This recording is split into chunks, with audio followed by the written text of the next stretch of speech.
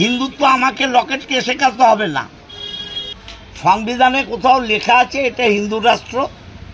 হিন্দু হিন্দু কেন করবে? আমরা হিন্দু না? ওর চাইতে বড় হিন্দু আমি। ও কিসের হিন্দু? আমি গীতা পকেটে করে নিয়ে ঘুরি। হিন্দুত্ব আমাকে লকেটকে শেখাতে হবে না।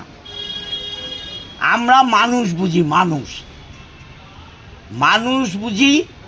সবার উপরে মানুষ সত্য, তাহার উপরে নেই।